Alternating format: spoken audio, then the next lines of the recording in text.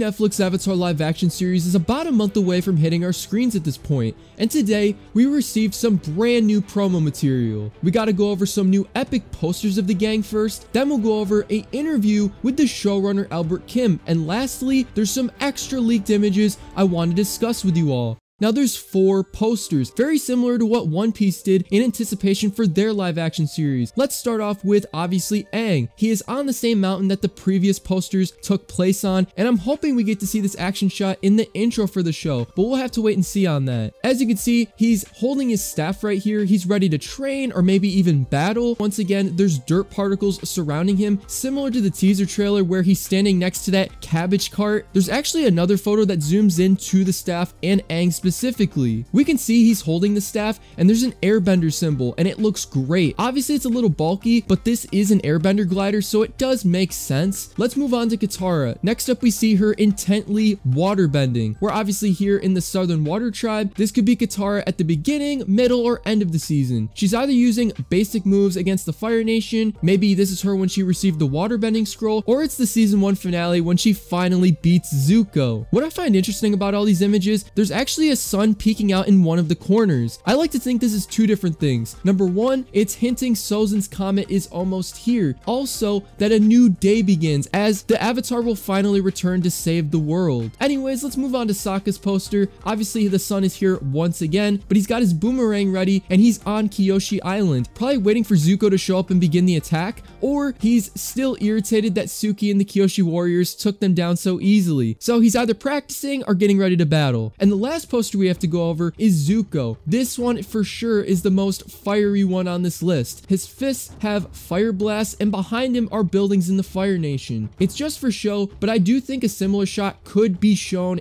at Kyoshi Island since that's basically what happened in episode 4 of book 1. But as we just focused on the main 3 in the gang, I want to show one extra photo that I haven't shown yet. This is the gang in the forest, similar to the photo I showed previously, but they're in a fighting stance. And it seems Katara is about to get water out of her water pouch. We've got Sokka holding his boomerang once again, and you can also get a better look at his gloves. And of course, as I said, Aang is right here. Nothing really new about his fighting stance. Let's move on to the format of this series, because according to Albert Kim in a new interview, he explains that the show will not be a weekly adventure series like how it was back in 2005, but it's going to be more of a serialized drama, which I personally love, and I think it makes complete sense considering the rating of this show on Netflix is TV-14, so we can have a more dramatic story, obviously with comedy still. And if you really think about it, the firebenders attacking the Southern Air Temple in the teaser trailer probably wouldn't work so well if this was a PG show, and it would limit how epic this show could be. So it's very possible that live action book 1 could be better than the animated book 1, especially considering that this series is gonna have stories that the original didn't have, like giving Azula a bigger story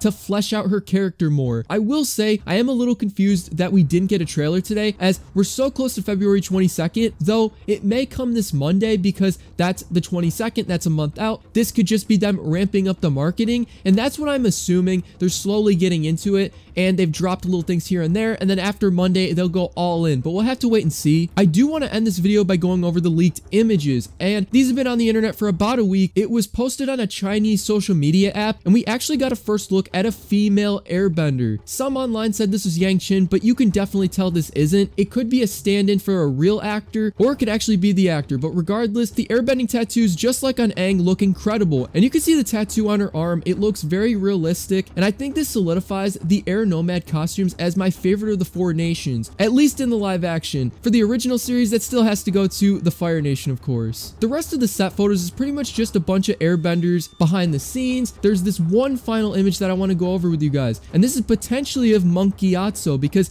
if you look at this TV screen, zoom in a little bit, it looks very similar to him. But if you want to see my full breakdown of the live action teaser trailer, you could check it out right here, and hopefully I see you guys on Monday with a new trailer breakdown video.